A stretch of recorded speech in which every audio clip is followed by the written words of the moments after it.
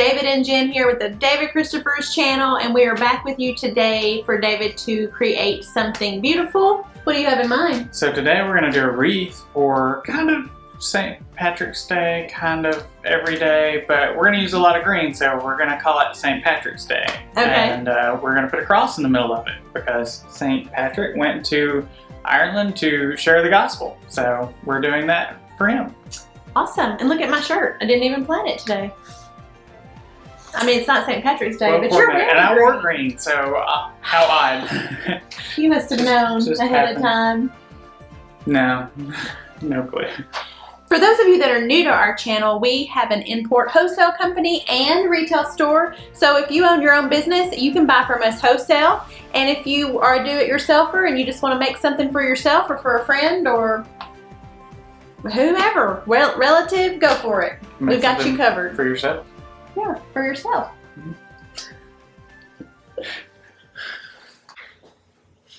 Okay, we're starting here with a base, and this is a grapevine wreath. What size? This is a 24-inch grapevine wreath.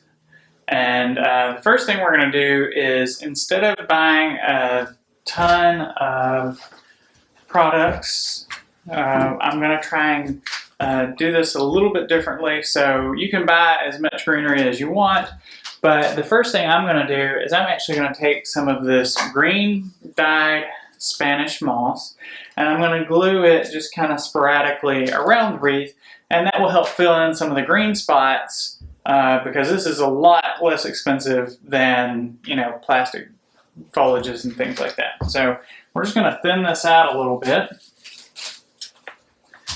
and then we're going to try and get a little bit of glue. If my glue pen will heat up here, maybe. We'll see. Remember, our glue pan is an electric skillet.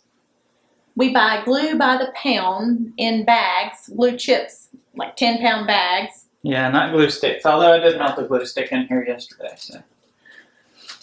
So we're just going to add a little bit. It doesn't have to be real exact or anything. We're just going to cover a little bit of the base, and you don't have to glue. It's real hard to glue onto a grapevine wreath. I know you can't see this, but Jennifer's going to kind of show you what we're doing here in a second. But that's really all it is just a little dab of glue on some of the sticks, and then push your Spanish moss on there, and that's just going to give us that green base and cover up some of the brown that we don't want to see. Don't burn yourself. No, I'm good.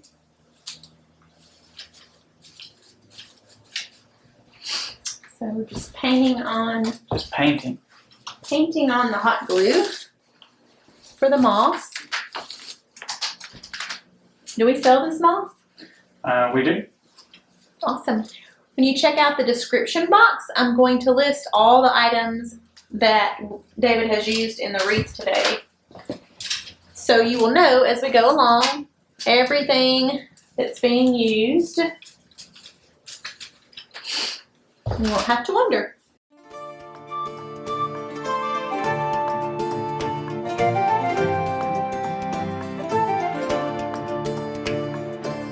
If you can see, our wreath is fairly covered in some of the Spanish moss. Now, ordinarily, I'm not a big fan of loosely covering like this because this is going to tend to fall off, especially with it just having some glue on it. But we're going to address that shortly. The way that we're actually going to address the loose moss in our wreath is we're going to stick some other foliages and things in through the moss, and that's going to help hold and adhere everything to the wreath itself.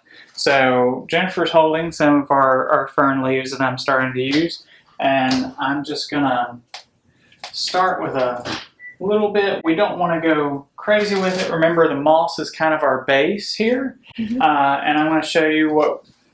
So some stems, some bushes sometimes have this little plastic piece on the bottom, like this particular fern.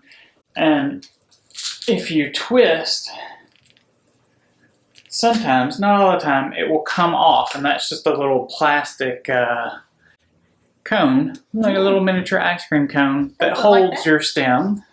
in case you want to use the entire thing as a bush. It looks a lot more finished than if it's just got all these wires showing at the end. So we'll sometimes add those to an item to make it look more finished and, you know, more like a plant. I never knew that you commonly took these off of things. I do. I may be the only one. I don't know. You make it sound like a thing. It's my thing. And this is the 18-inch Natural Touch ladder fern, if you're taking notes on what he's using. And this has a lot of multi-purpose uses, as far as we use these a lot in other wreaths and home decor pieces, tabletop pieces. It's almost a staple in a lot of We use a lot of that, yeah. of home decor. So you can do lots of things with it.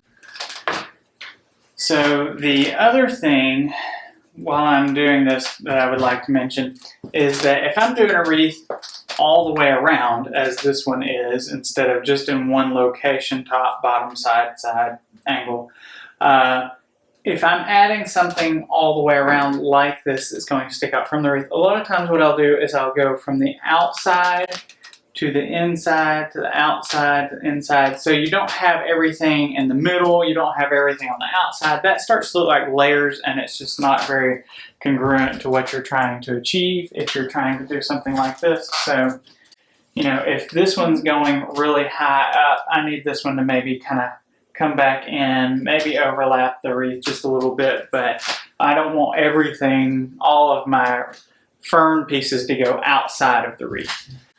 Okay. It's interesting to me how funny and crazy these wreaths can look before they're finished. Like, you look at it and you think, how in the world is that ever going to look like anything good? Is she calling my wreath up? No, I'm saying that when they're unfinished, it's sometimes hard to envision what they're going to look like. And we get a lot of comments of people saying, you know, I didn't think I was going to like that. And then when you finish it, they're like, wow, I really like that. That looks cool. So I prefer to think of myself as like a magician. You know, there's like that ta-da moment. ta-da! A floral magician.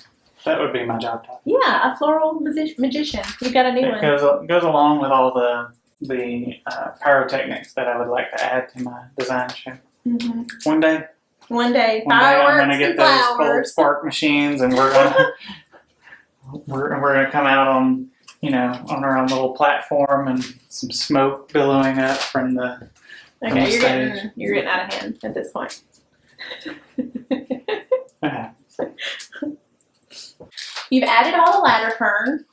Yep. What piece are you going to put in next? Next, I think we're gonna add the maiden hair fern.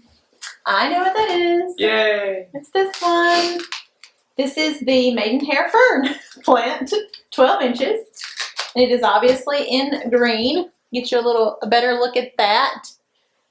It's a pretty piece. Wonder why it looks like maiden hair. Why maiden hair?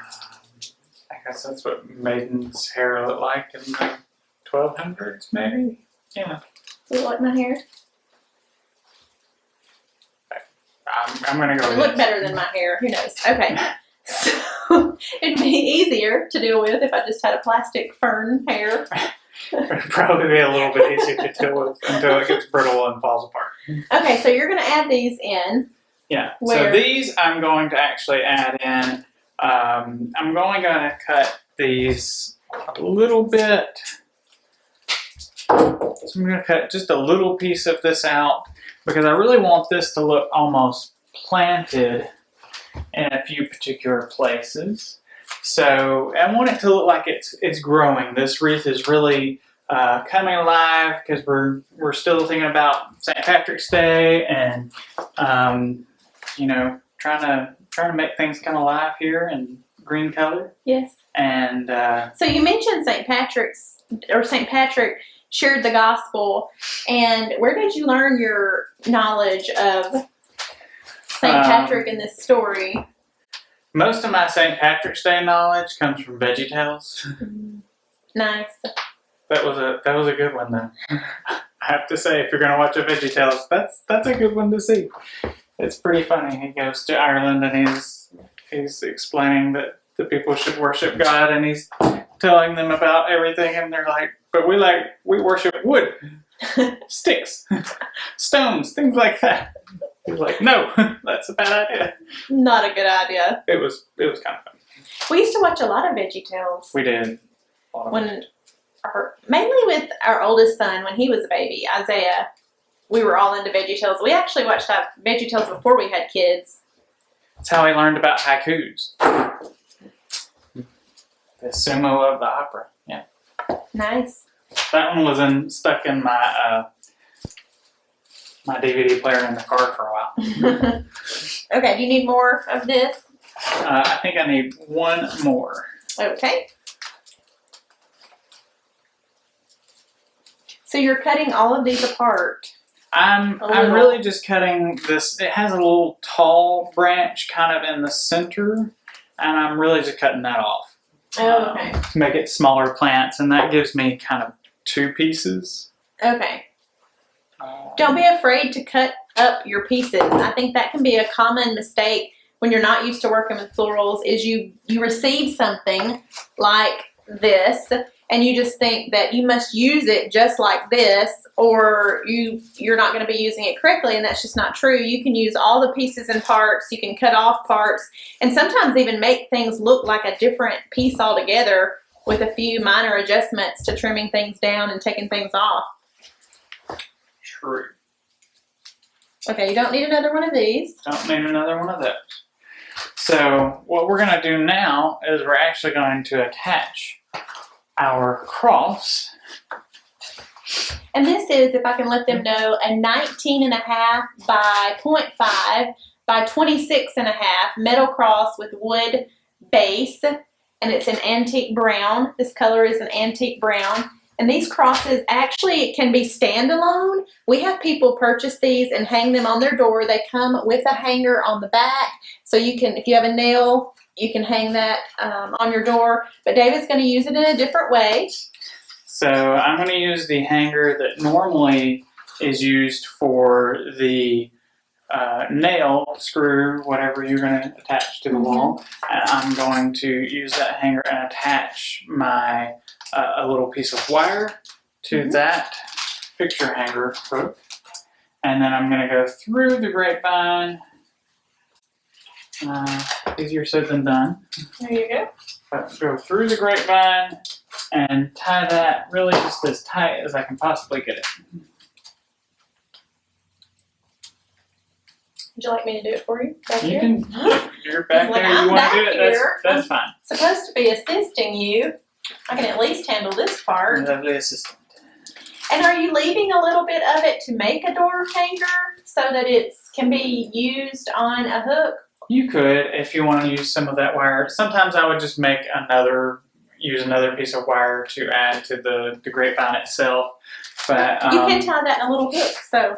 So the base down here doesn't have to be secured. If you choose to, you could always brown floral tape some wire and wire onto the actual wrought iron part of the cross, and if you wanted to secure it a little bit more. But it's probably, since it's meant to hang this way, I don't think anybody will hang it upside down or sideways accidentally. Probably going to be okay like that.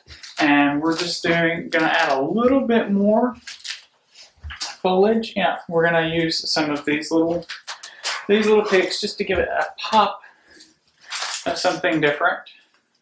And this is just a spring pick, green with green berries.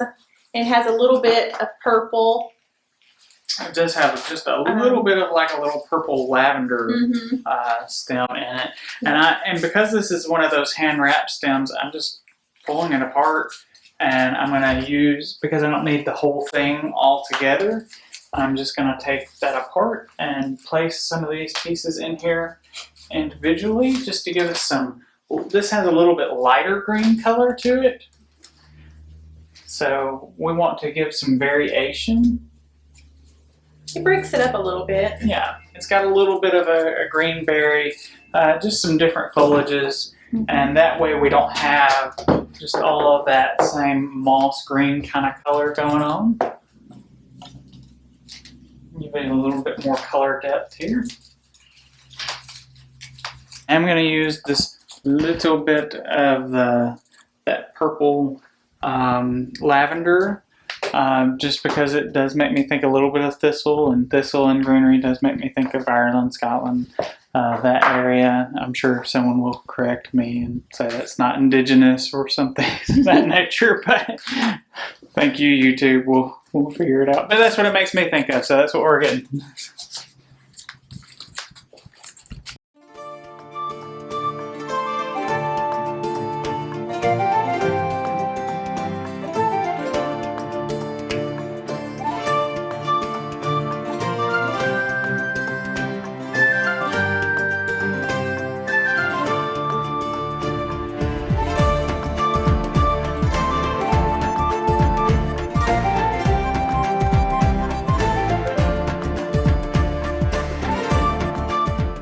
Did you ever get pinched in school for not wearing green on St. Patrick's Day?